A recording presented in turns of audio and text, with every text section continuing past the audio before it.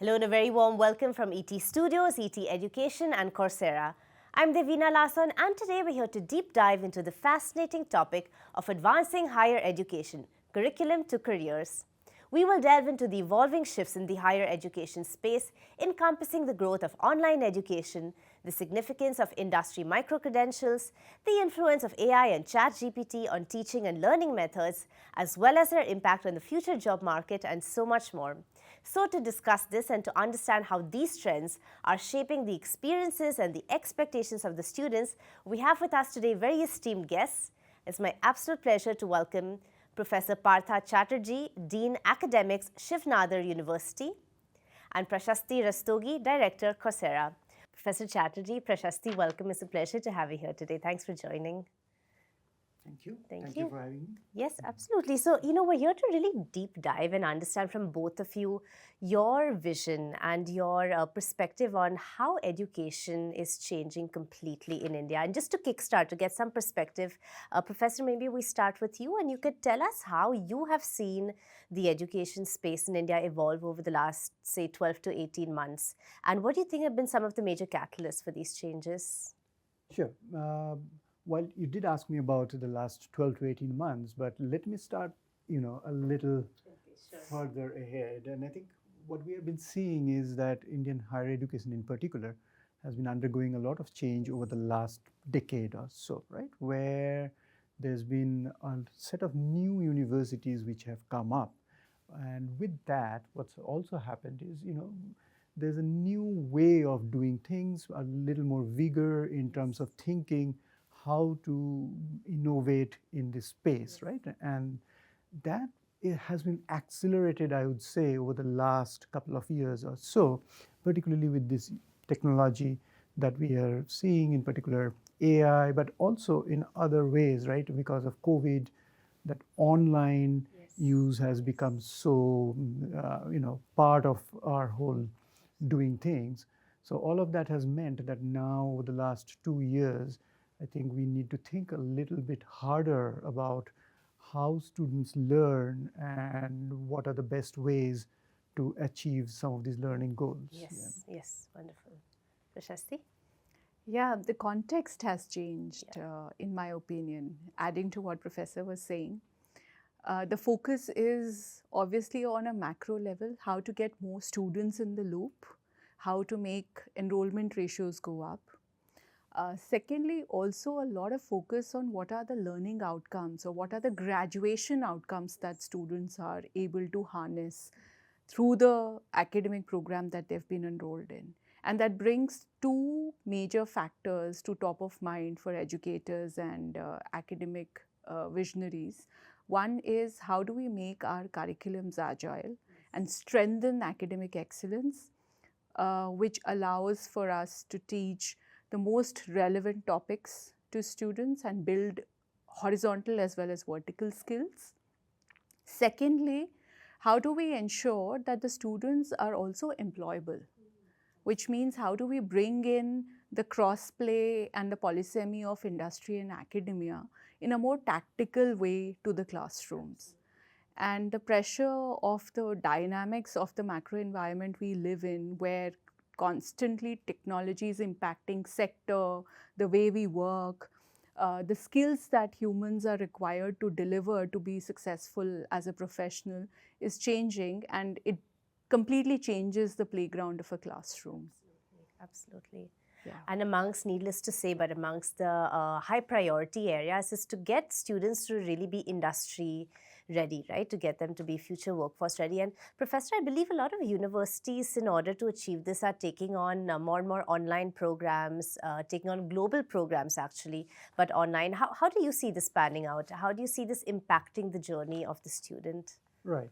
I think this brings up a more fundamental question, that what does it mean to be industry ready, right? Yes. And in that, I think we have to be very clear that that does not mean that we teach certain manuals in a classroom, right? I mean, that's not what we're talking about, because that's a skill or something that can be learned easily to a certain extent, but also probably during work and things like that. But what we need to do is to ensure that the students have that capability to learn, right? That when they go and face something new, then they are able to learn. And that's one of the key areas in terms of what we need to work on in making students industry ready, right? And how do we do that, right? I mean, and as we talked about a little bit earlier also, there are a lot of changes afoot. We talked about technological change within education, but also across society, different kinds of technological change. But there are also other kinds of changes that's coming, something related to, let's say, climate change and how we deal with it and how we adapt, right? So that similarly, we are undergoing a lot of societal change. So we need these students to be able to deal with change and uncertainty in a way that probably has never been thought about earlier, right? And this, all of these things, cannot be done in a very isolated way. A single university can do a lot, but it's never going to be enough for, and therefore we need to think about ways to pull things together, collaborate, and so on. And online courses are a beautiful way of doing that, right? I mean, you have access to some of the best people across the globe now because of these online courses. And having that and, thinking about all of these skills that's necessary, and I'm talking about skills very broadly, right? I'm not, that's necessary to navigate this uncertain world that these students are going to step into, will require all kinds of different kinds of inputs. And that's not possible to bring into a university by itself. So earlier, we would probably wait for someone to visit, someone to come to the university, and we love that too, still, right? I mean, that kind of a thing. But we're no longer limited to that, right? So online courses allow different kinds of ideas, different kinds of ways of thinking, ways of doing things to come into the classroom much, much more easily. So I think that's a great thing about online learning. Wonderful. Just out of curiosity, how do you sort of assess the balance then between the virtual and the physical? Yeah, so that's a very good question in the sense that, often people think of these things as substitutes, right? But they're not. They are complementary, right? And, I mean, let's talk about undergraduate education particularly for now. If you think about that, undergraduate education is so much about the experience of it, right? You simply cannot go from an 18-year-old to an industry-ready person without all these experiences, right? So that has to be at a place, in person, with a group of people, right? Your friends, your teachers, so that has to be there, right? Then, of course, the fact is that, where a university is so critical and simply having an array of online courses is probably not enough, is at that age in particular, there has to be a way to guide them. In the very first place, somebody has to tell them, okay, these are the courses worth taking, right? Because right now, the population of courses is, well, it's slowed down a bit, I would say, but it's been increasing exponentially, right? So there's so much. What is worth taking? What is worth looking into? And even within a university, and that's what the program designs do, right? They come together, bring together a certain set of courses and say that, okay, if you are interested in these kind of questions or these kind of ways to look at things, then maybe you need to have these set of courses, right? And that can be in person or online or hybrid or however it is, but it's necessary to do that. Similarly, going one step forward in terms of just advising these students, you need to think about, okay, whether their progress is happening to the extent that's there. Then you maybe need to change certain things. Sometimes you need to change the whole course of things, right? Because as I'm saying, it's a matter of discovery. So these kids, well, no longer kids, adults already, but still at that kind of a state of mind where they suddenly discover some new passions, new interests, and things like that. So place, a multidisciplinary university is the best place for them to be there and experience all of this and navigate this, right? And the online courses can really supplement all of that, right? Because you cannot give all diversity of courses and things like that within a single university. And therefore, both of these coming together is just wonderful for It's the these perfect blend. students. All right, yeah. wonderful. So, Prashasti, then from your point of view, dealing with so many universities and helping them co-create sort of their programs, hybrid integration of virtual and so on, how would you really say you approach this? How do you guide universities when it comes to their onset of integrating all the online learning programs that you have to offer? Yeah, great question. To be honest, guidance comes from the universities because universities have a vision. They also have goals to accomplish. They are pretty much aware of what's happening in the industry playground and what are the skill gaps that are there in the curriculums that they currently have and the faculty competencies that they currently have. And both have to be matched together. Where Coursera steps in or our SME team steps in is saying, okay, these are the 5 areas where we see maximum job creation and maximum human capital demand. And this is the skill index or the skill taxonomy where the world is moving ahead to. And these are the best in class educators or industry experts who can teach and certify students in these skills. And the beauty is all of this can be done for credit. So the learning effort that the students are putting in is creditized, and it's also within the frameworks of the education policy, NEP 2020. So that's pretty much where Coursera can actively participate with the universities in making sure that academic excellence is always driven by agile curriculums. Faculties have the right resources to teach industry relevant learning, at the same time also upskill themselves in domain specific advanced areas, right? But beyond that, there's a new disruptor that has come in a year ago, which is generative AI, right? It's been now 14 months that we are into the world of generative AI. And initially the headlines were, generative AI is a huge disruptor to college education. Right now, the headlines are generative AI is a huge enabler to generating better academic outcomes. And at Coursera, we've been fortunate to be an early adopter in the premise. Our CEO is a generative AI evangelist. We started Project Genesis. And we said, okay, what are the problem statements that educational institutions need to solve and Coursera can step in to solve for, right? And there were 3 priorities very clearly. How do we make education accessible in multiple languages? Machine translations came in. And that could be done at a factor of cost and at warp speed using generative AI, which was not earlier possible in human translations. So Coursera is now also available in Hindi, right? Second piece was, let's put the power back into the hands of the faculty. Let's empower the faculty to co-create curriculums and also at the same time make them localized and ready for the context in which the students are learning. So there are slow learners, there are fast learners, there are learners more adaptive in Indian languages or regional languages. There are learners who will need some localized context as well. So we built Course Builder and said, here's the platform which has so many wonderful learning units by the best faculty of the world and best educators of the world. And here are you.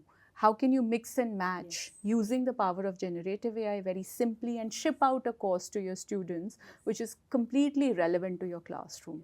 Third piece is students are learning a lot and they're spending a lot of time online. In fact, that's true for all of us. We practically live 80% of our life online these days, which means they're using technology and they have questions. And those questions are being searched on various platforms. Danger, misinformation, misguidance, and that's where academic integrity comes into question. How do we solve for that? So we built something on the platform which is called Coursera Coach. It's a 24/7 tutor available to the students. I can ask a banal question like, why am I learning this course? To what are the future careers evolving in this area?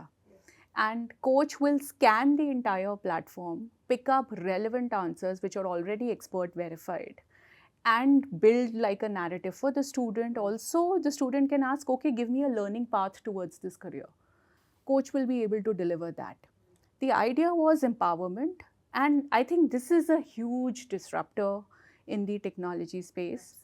And this can completely change the way education gets consumed, delivered, and assessed. Absolutely, absolutely. I mean, exciting times. So, Professor, let's get you in on this. Of course, as Prashasti says, this is the biggest disruptor / enabler when it comes to the education space. So, how do you really see AI and Gen AI being adapted and integrated in the educational systems to not only enhance the students' journey, but really help them personalize it? And, like you said, be in that mode of discovery when it comes to their educational process? I concur with her, in that sense that there are a lot of opportunities in personalizing, right, using AI.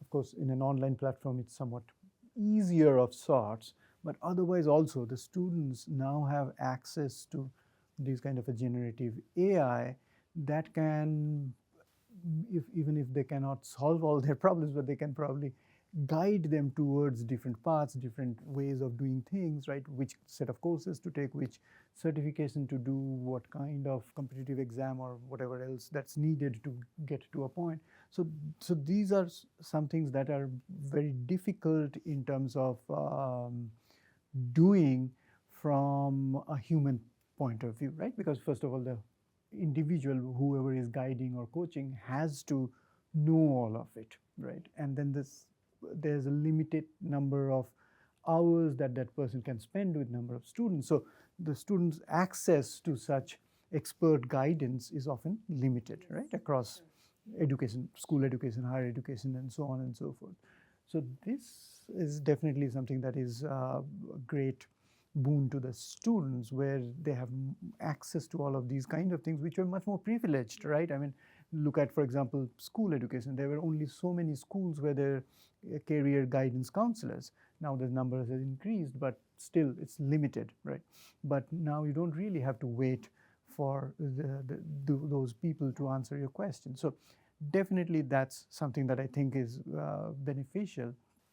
But otherwise also, I think overall, I don't see that as a threat as such, right? I mean, technology does disrupt. That has been the case always. This is no different in that sense. But of course, the scale of disruption can be bigger. It's not yet that big, but its potential is much, much more, right? And that's where also some people are probably anxious that, okay, what's next, what's coming up, and so on. But I think at this point, at least what we know of AI and all, it's definitely something that aids education rather than education and, educators and so everyone involved in that field, rather than displacing or replacing people, right? So what they can do, the AI can do, is in some sense add to all that's been happening. But of course, that also means that educators in particular have to rethink how they're educating, right? Because what's available, and that's been going on for a while, because even before AI, Google had been answering certain questions. Now it may not be quote unquote intelligent, but it was still answering certain questions, right? And this AI, in one of the ways that it is interacting with humans, is by answering questions, right? And so it's not that people were not thinking about it, but the speed of change has, of course, definitely increased. So I think for educators in classrooms, it's really for them to think that, okay, what needs to change within the classroom? What can be done within the classroom, and what can be replaced from the classroom, right? And similarly for administrators, we need to think about, okay, what kind of ways we can help both the faculty and the educators and supplement all that's being done within the classroom. So I think there's a lot of opportunity and scope. I'm very excited about Yes, this. Yeah. absolutely. I mean, of course, taking from everything you said, like you say, so much potential here. If you have to summarize how, as you've just mentioned, AI is also going to be a great tool from the other side of the coin, which is the faculty point of view. Perhaps they would also require upskilling, of course, but how it impacts the educational journey when it comes to the faculty. How would you sort of summarize that? Yeah, I think one, and may sound trivial, but it's actually a very time-saving thing, is taking care of many routine administrative things for faculty members, right? Whether it's emailing or filling up different kinds of forms, doing paperwork and things like that. I think we can hopefully see a lot of that going down, and I very much want that bit, right? Well, that's that.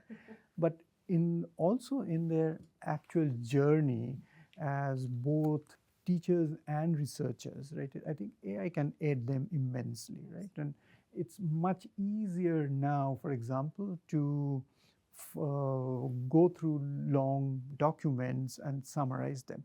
And then you figure out whether you really want to read it or not, right? I mean, for an educator, there's no escape from reading a lot, but at the same time, finding out what is the relevant ones to read might become easier, right?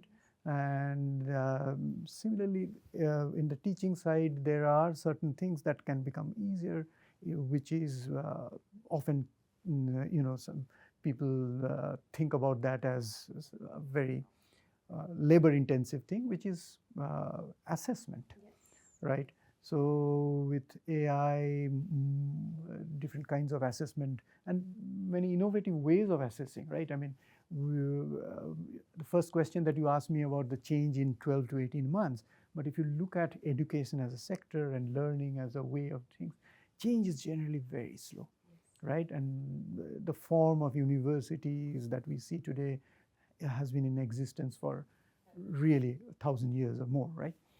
So change is very slow in that, but this kind of a thing can actually speed up some of these changes by replacing, the most labor-intensive parts in some ways. Absolutely, absolutely. Prashasti, your take on this and how really the faculty is going to benefit by all this new emerging technology that's coming to the forefront in the education space.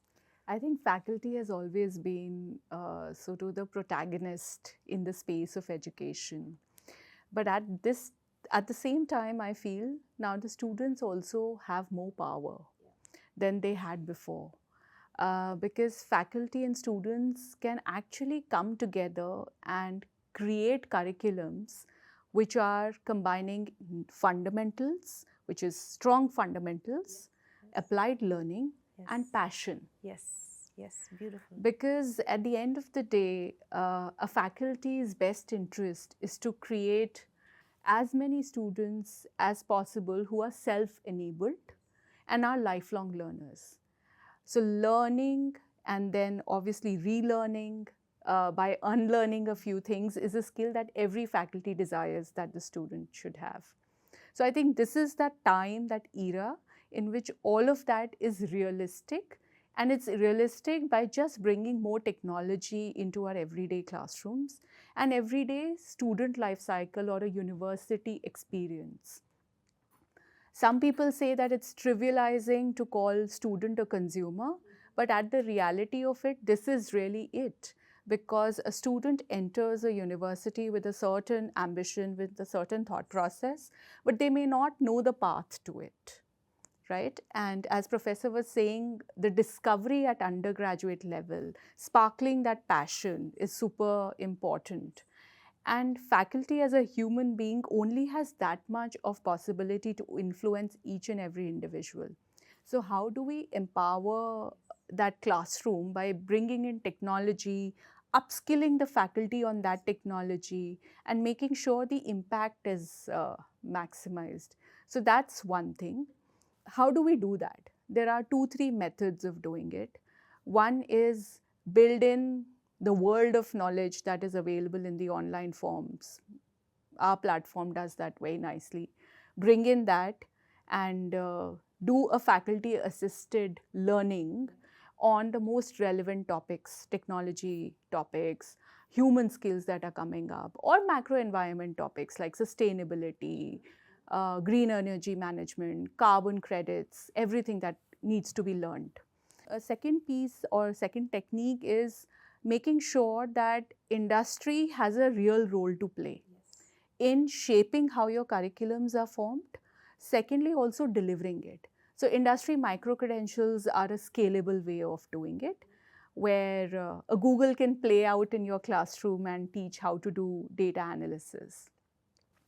Third technique, which is pretty much university vision dependent, is how do we harness the power of generative AI and make everything smart? You know, today is the world of smart cities, smart homes, smart cars.